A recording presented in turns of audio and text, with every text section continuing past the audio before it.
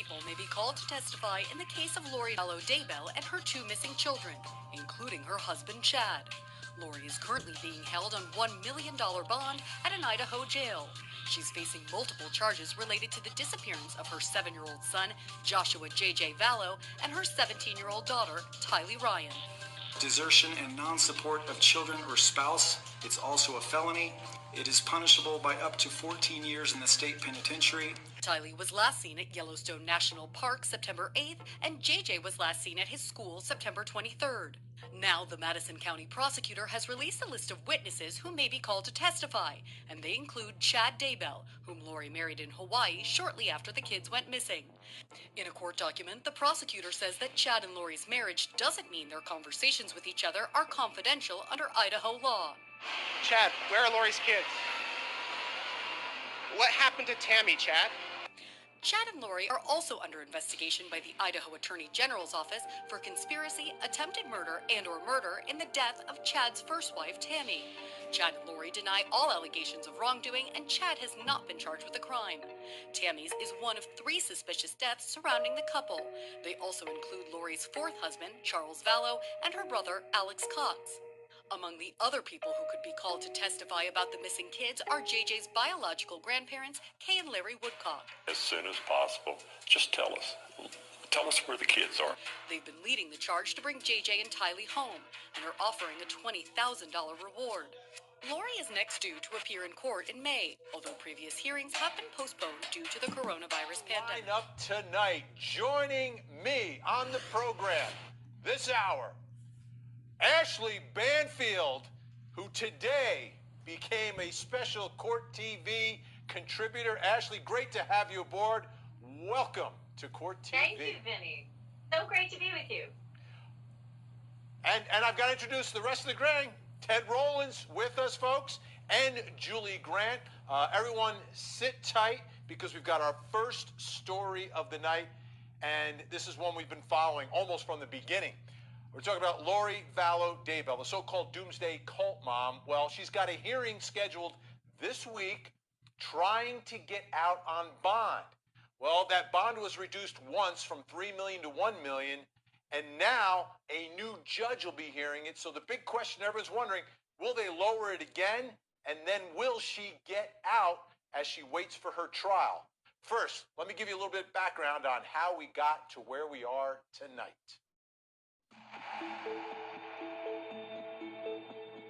Just let us know where the kids are. Please, for God's sake, please. Where are your children? Please. I still think everybody needs to be on the lookout. I still want to know where JJ is, and I still want to know where Tylee is. 17-year-old Tylee Ryan and 7-year-old JJ Vallow were last seen in September of 2019. When calls and FaceTimes with JJ abruptly stopped, his grandparents knew something was wrong.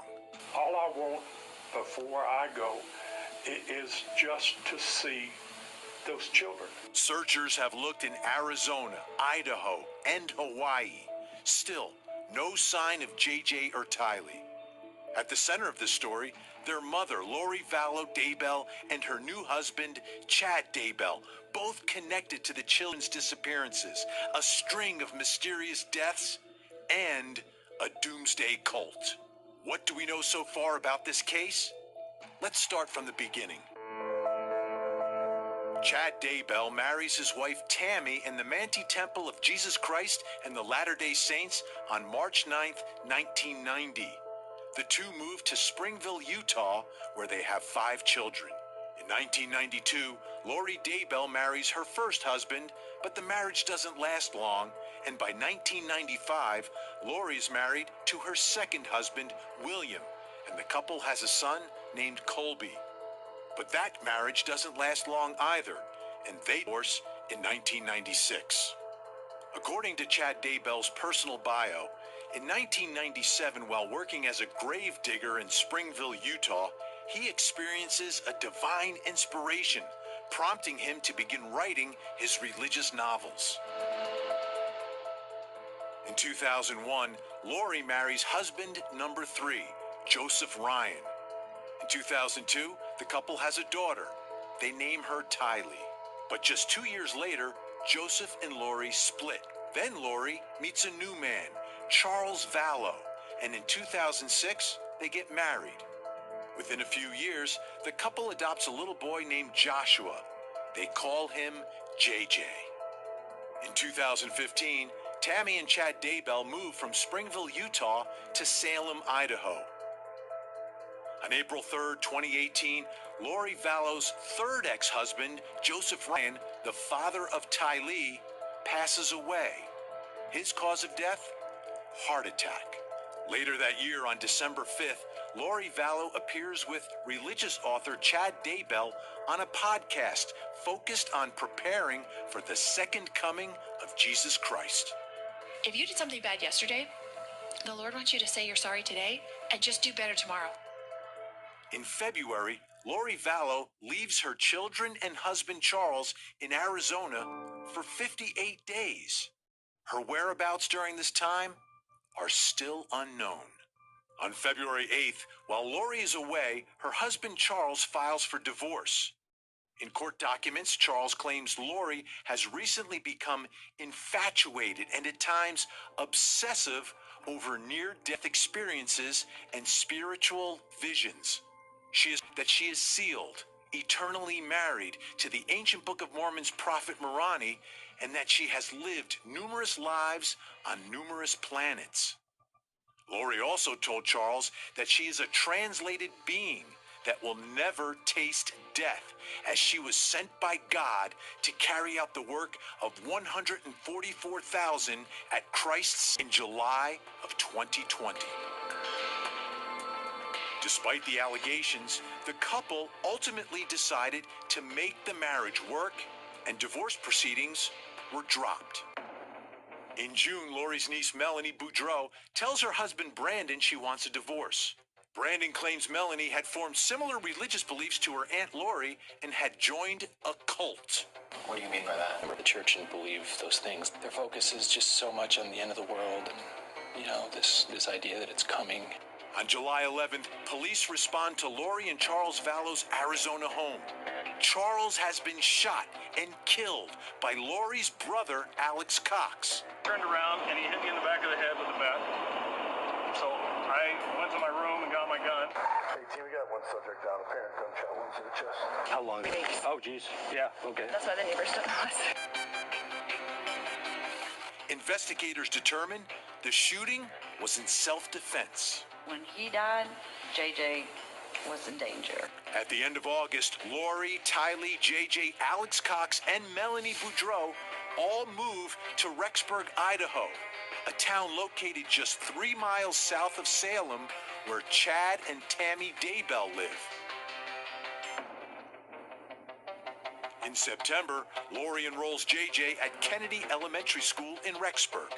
His sister, Tylee, is last seen in public September 8th at the entrance of Yellowstone National Park. 9 days later, a neighbor's security camera records JJ outside the family's Rexburg townhome.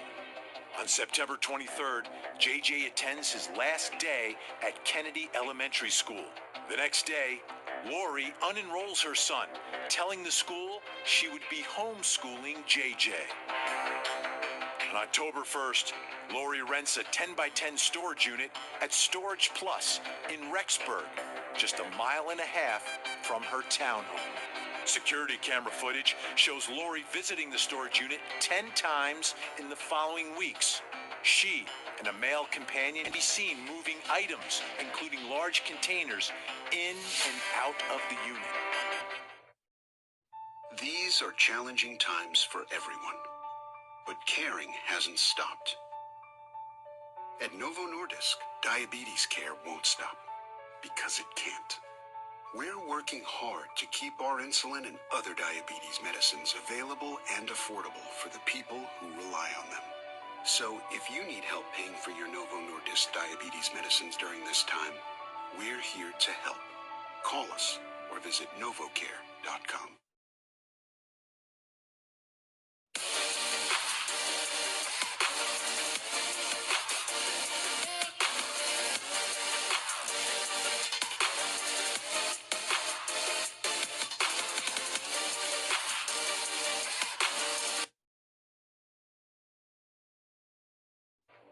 October 2nd, Brandon Boudreaux claims there was an attempt on his life by someone driving a Jeep. Arizona police report that Jeep was registered to the now deceased Charles Vallow. October 9th, Tammy Daybell calls 911 to report a masked man shot her with a paintball gun in her driveway. She posts about the incident on Facebook. Only 10 days later, the Daybell family changed forever.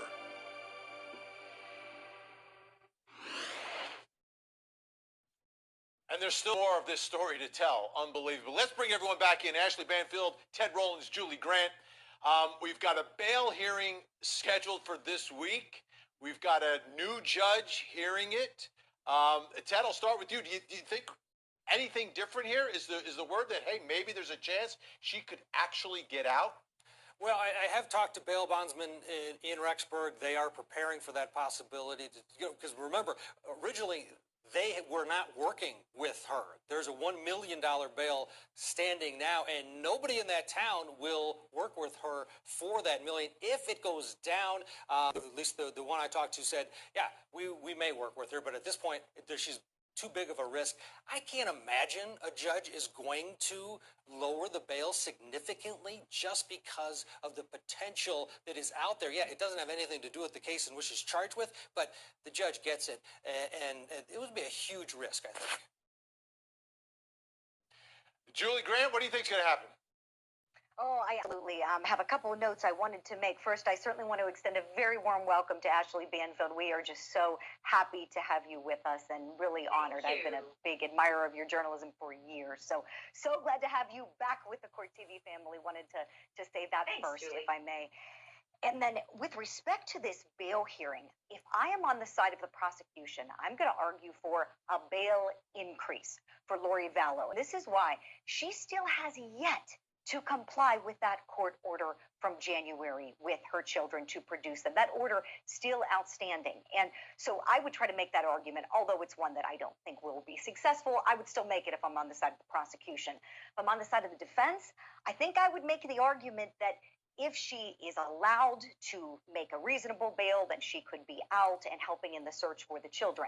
Now, that argument, I think they should have made a long time extradited from Hawaii.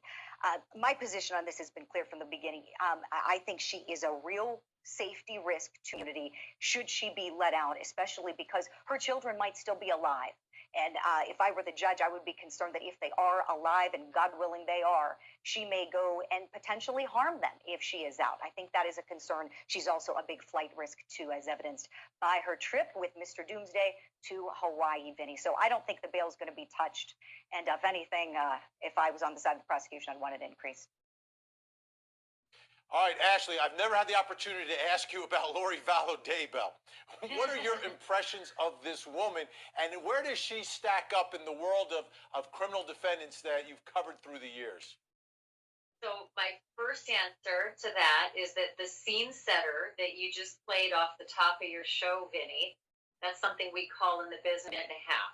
And that one was about Sim. So that should tell you the extent of everything that's going on with Ms. Vallow, right? And in that respect, I think that there's a lot more to consider than just the abandonment charge that she's dealing with, right? She's already shown that she's not really willing to show up for an appearance, and that's in her past. So that doesn't bode well when a judge is looking to reduce bail to something she might be able to afford. But there are unanswered questions right now. And until there's more investigative information that's released from the search for the children, until there's more investigative information that comes from whatever autopsy might be done from exhumations, I can't believe I'm even saying that in plural, there's too much of a cocktail at stake when it comes to Lori Vallow to just make a simple decision on bail reduction. And then there's the layperson. That's me, sitting many states away from her, and I fear her. So people out there need to be protected from someone who could be dangerous. And there's a lot of could be dangerous that comes in the cocktail of Lori Vallow. Yeah, and you say a lot of unanswered questions, but there's one big one. Where are your kids? That's the only question that she'd have to answer, and she could probably get out at this point where we are. Question if they reduce bail, Does she have money? Where is this money going to come from? Ted, I know you spoke with Kay Woodcock, who is JJ's grandma, and asked her about life insurance involving Charles. Let's take a listen. The only thing I know that happened is that I got the insurance money and she did not. And so she is angry about that. But it's my brother did it. I didn't do it. I didn't ask to be made I didn't ask for that. He did it because he knew we were going to end up with JJ. Yeah. Or so he thought. He thought. Did she text you about that? The insurance money? Yes, she did. Yes. She sent a picture of she ran across, I imagine she was searching for the change of beneficiary form in Charles's file she had in Arizona. And she took a picture of it and she said something to the effect, it's not verbatim, but something to the effect, 5 kids and no money and his sister gets everything. That was the last time I spoke, that was the last interaction with Lori. Yeah, last communication ever.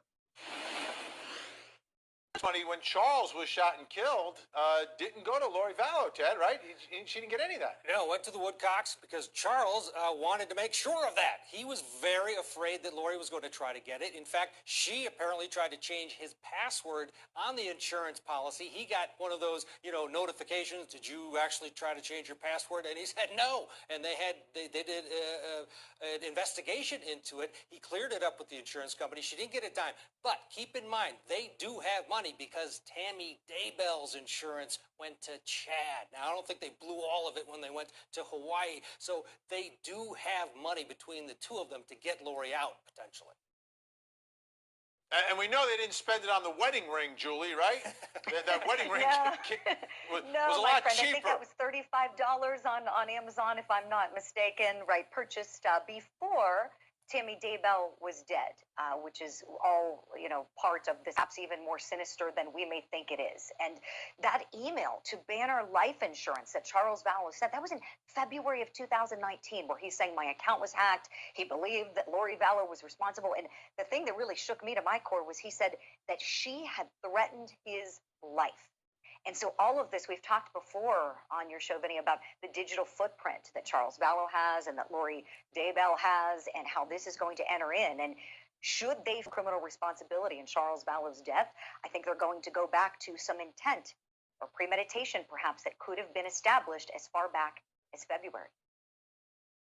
Absolutely. Ashley, anytime you hear words from the victim themselves where the victim is scared of someone and ends up dying and is concerned about the money, writes her, wants to get away from her, I mean, it all kind of makes sense here. I remember so many of the cases we covered together at Court TV, Vinny, where a victim's words were very interesting for conversation on television, but oftentimes not included in trials because it's the excited utterance that you're allowed to include in the trial, not necessarily what somebody says, especially if someone says, gosh, I'm really worried someone's going to kill me. You can't necessarily just bring that up in court, but you sure as heck can talk about it on TV. The potential jurors watch a lot of TV, especially when it involves someone.